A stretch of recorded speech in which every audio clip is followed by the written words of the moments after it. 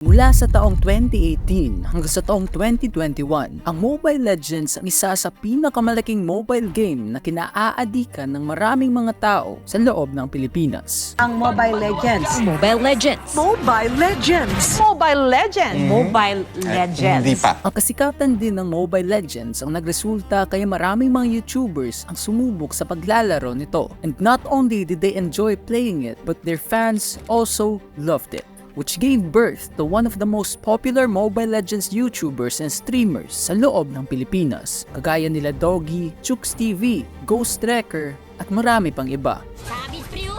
Sabis Priyo! Sabis Priyo! Sabis! But as time went by, mayroong mga bagay na paunti-unti nang nagbabago at paunti-unti nang bumababa ang mga views ng kanilang mga YouTube channels. Video after video after video, hanggang sa dumating ang panahon na halos hindi na umaabot sa 1,000,000 ang mga videos nila. Ako nga pala si AC, at sa video ito tatalakayin natin kung ano nga ba ang nangyari sa mga Mobile Legends YouTubers at bakit paunti na ng paunti ang mga taong nanonood sa kanila.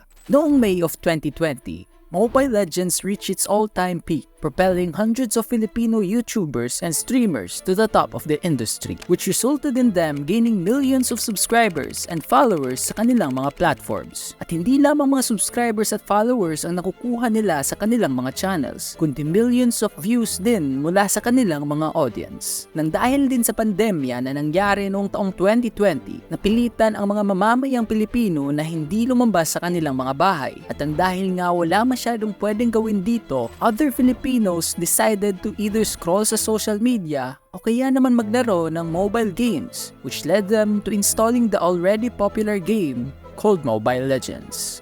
Ang pagsikat ng Mobile Legends streamers na ito ay parang isang kidlat na sa sobrang bilis, na sa loob lamang ng iilang mga buwan ay nakalikom na kaagad sila ng hundreds and thousands of followers sa pamamagitan lamang ng pag-livestream, kaya naman pag-upload ng mga Mobile Legends na mga content. And this worked really well para sa kanila dahil sa panahong ito, halos lahat ng mga Pilipino ay nasa loob lamang ng kanilang bahay, resulting in them watching their videos and streams para pampalipas ng oras, kaya naman para ma-entertain sila. At habang parami ng parami ang mga Pilipinong nanonood sa kanila, parami din ng parami ang mga pera na pumapasok sa kanilang mga bulsa, kung saan nagresulta ng pagkaroon nila ng sariling mga bahay, sasakyan at iba't ibang mga negosyo. At nang dahil nga marami ng mga pera ang pumapasok sa kanila, palaki din ng palaki ang mga ginagastos nila sa pang-araw-araw. Pero hindi nila alam na ang kasikatang ito ay hindi panghabang buhay.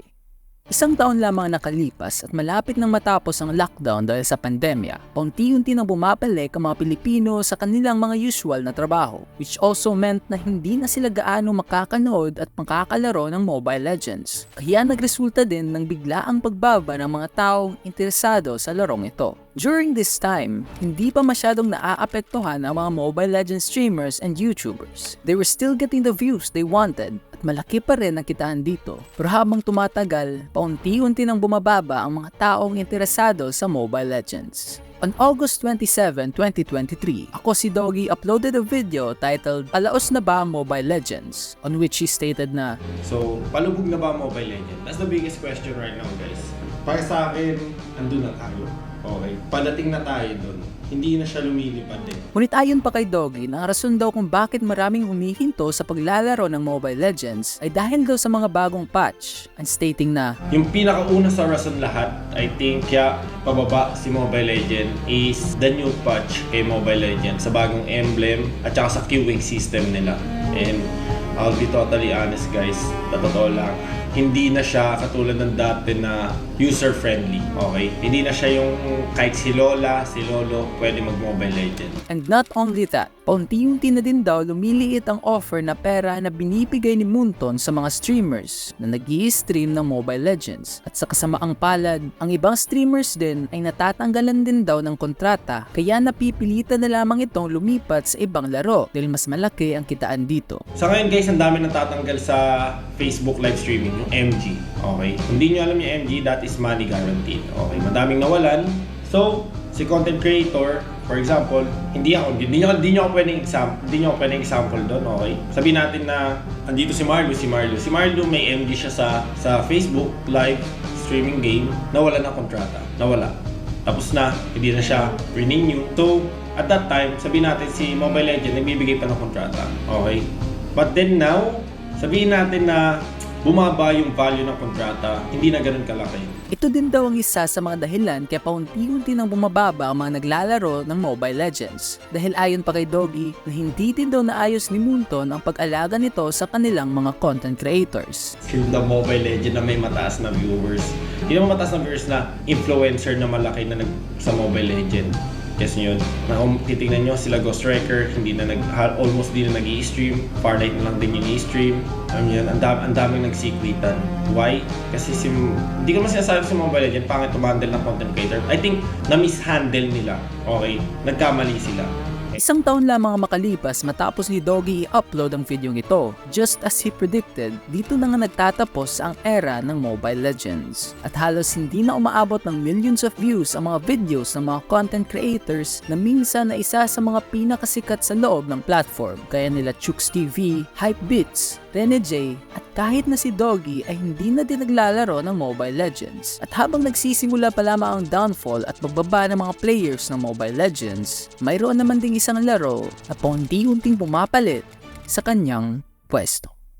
Turing ng World Health Organization bilang sakit at public health concern ang gambling disorder. Nasa kote sa Cebu City ang isang snatcher na nagnakaw umano dahil sa malaking talo sa online sugal. Walang kawalas sa mga operatiba ang umano'y panloloko gamit ang online casino sa Cavite at Parañaque. Sobrang daming influencer na nagpo-promote nung online casino na yan. Babayaran sila noon para laruin lang yung game na yon at i-promote yung game na yon. Okay, so parang puhunan nila.